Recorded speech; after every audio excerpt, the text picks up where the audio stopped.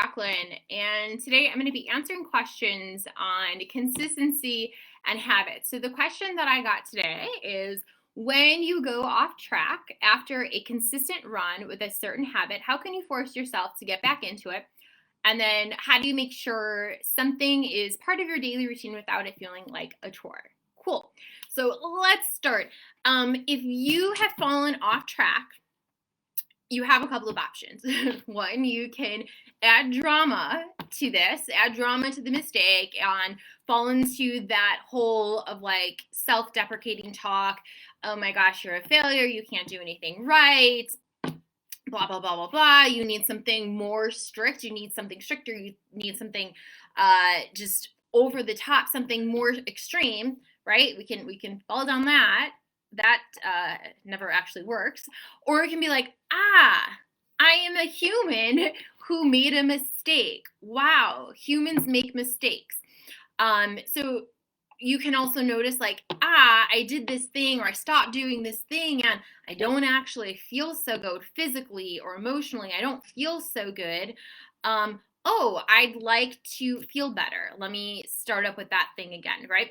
And so you get to pick drama or don't make it a big deal and just start again, right? And so that's the easy thing, like the easy answer, like, oh, just start again. But the truth is that's just kind of this like surface level stuff. There's like more in there that we need to kind of explore because there's probably a reason that you ask this question, and there's probably some deeper things that we want to get into and explore and rewrite so that you can actually stick with your habits and make sure that your habits feel good and they don't always feel like a chore, and it doesn't feel like, oh my gosh, this is the hardest thing in the world. I don't even know why I decided that I should do this, right? So the first thing that I would start with, and that I do and I have my clients do and I want you to do too, is think about your aspirational identity. So we can't just do random habits and think that they're going to stick. If you really like hone in on like, what is that aspirational identity? Who is that person that you want to be? That doing this habit helps support. So it's not just like some random thing. It's like, I'm doing this so that I can become this type of person. So I'm going to give myself as an example, an aspirational identity, something I was struggling with in 2019 and kind of like all before 2019, maybe my whole adult life. And that was like my skin. My skin looked terrible. I had just terrible skin and terrible habits around skincare.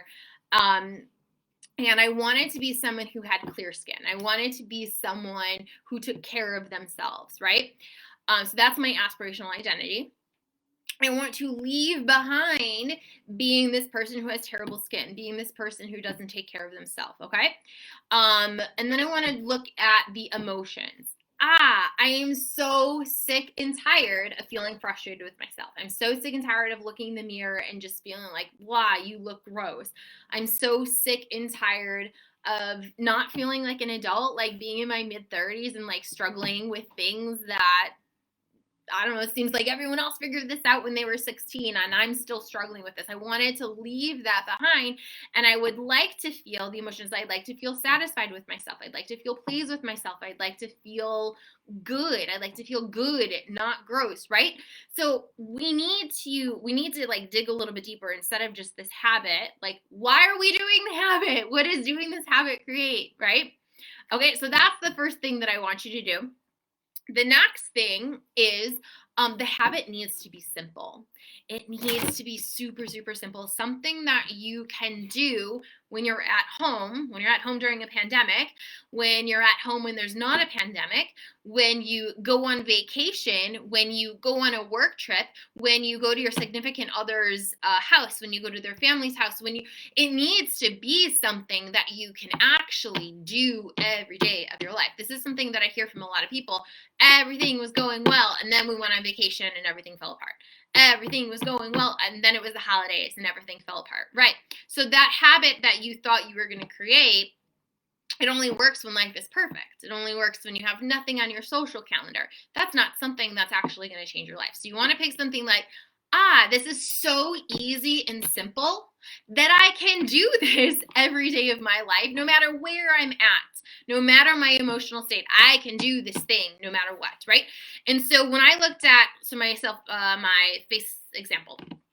I purchased like the 12 care step systems, whatever, oh, I'm going to do this thing. I'm going to put this mat. It never stuck. It didn't stick in my regular life. And definitely did not stick when we went on vacation or we traveled or we went to Thailand or we did our 30-day road trip, right? Like travel is very important to me, but like these self-care habits that I'm trying to create, they wouldn't work while we're traveling. So if I want to have this life where I'm traveling when the pandemic's over, I need to make sure that the habits I'm creating are things that I can do every single day of my life. Okay. So the habit needs to be simple. So with the washing my face, it was like, hey, you're going to get a washcloth and put some soap on it and wash your face. That's it. Like, do you see that? Washcloth, regular soap, like, sorry, like just my hand soap. I was just using that. It was fine. That's it. Wash your face. In the past, the 12 care step systems didn't work. In the past, I would use just makeup wipes. Or if I was like, oh, I didn't wear makeup today. I don't need to wash my face. Right. That did not help me have clear skin. So having this, I'm going to do this like 3-step washcloth, hand soap, wash my face, that 3-step thing, that was so simple. That's something I can do now. That's something I can do when we're on vacation. That's something that is a habit that supports my aspirational identity. That is a habit that moves me away from feeling gross and frustrated and discouraged with myself and moves me closer to feeling satisfied and happy, right? How do we know that we need to do this habit? You need a cue. Okay, so I already have the habit of brushing my teeth. So it's like we're on the couch, we're watching television, end of the night, we're going to go to bed, walk into the bathroom, and I brush my teeth. So I'm already in this place. I'm going to brush my teeth. And then I have the 365 habit tracker. What the 365 habit tracker does is it's a cue. Oh, shoot, I said I was going to do that thing. It kind of does feel like a chore because I don't want to have to do extra stuff. And I hear that voice. Like that voice is like the little kid version. That's like the 4-year-old, 5-year-old version. Like, Mom, I don't want to have to do this thing. Kind of like whining. Like, this is a chore. I don't want to have to do this, right? Why would we want to do extra work? It's so much easier to just go to sleep without a clean face. Why do I have to wash my face? Because I'm creating, or I want to be the person who has clear skin. That's why I'm doing this. That's my motivation. My motivation is moving away from pain and moving closer to pleasure, being the person who does blank. So this is the cue. So I walk into the bathroom, I brush my teeth, I see this, shoot, I need to wash my face. It takes 2 minutes. I'm done. I color this in. I color in a little box on the 365 habit chart. So the reward that I get is the satisfaction of being a person who follows through with habits. The reward is not go eat a pizza. The reward is not go buy shoes to reward myself, go spend money on my credit card. No, the reward is, I am a person who does this thing, and I can see a visual. So with the 365 habit tracker, this is the tool that I use. I give to my clients. It's part of Year of Growth. The 365 habit tracker, it took me to mid-May. So May 10th, I drew a little color on this. This is like sun bleached. I've had it up here. May 10th is when I realized, oh my gosh, I'm pretty sure I'm just washing my face because this is an actual habit. This is like automatic. I'm no longer trying to build this habit. I've been doing this for January, February, March, April, May. So 4.5 months it took me to actually make this something automatic, right? 4.5 months just to wash my face. Now on May 10th, that didn't mean I'm done. I don't have to do this anymore. It's like, no, now this is an actual habit. I no longer need to color this chart in. I don't need this cue. It's already been programmed into my brain. So every time that we create a new habit, there's like neural pathways, there's connections happening in your brain. If you have not stuck with a habit, you haven't given yourself enough reps. You haven't given yourself enough time. It's not even about the time. It's about the reps. So it took me 4.5 months. What is that? 4 times 30 plus a half a month, right? That took a lot of many reps. It took me that long, but also I had 30 years of not being consistent with that habit. So yeah, it's going to take time, or not the word time. It's going to take reps. It's going to take reps. Let me say it again. It's not the matter of time, because a year could have gone by, and had I not done any reps, the year doesn't matter. The reps matter. So you want to create a new habit, the reps matter. And having a visual can really help, because it's going to feel like you're not making any progress. It's going to feel like, why am I even doing this? What's the point? Why does this matter? You want a visual to show like, hey, doing this thing that took like 2 or 3 minutes, it does actually matter. It's going to take reps. And so you get to see the progress there, because you might not have any outside progress, and might take some time. The great thing that happened with this though is, so after washing my face, having this habit, then I added the habit of like, let me buy nice lotion for my face and put that on my face.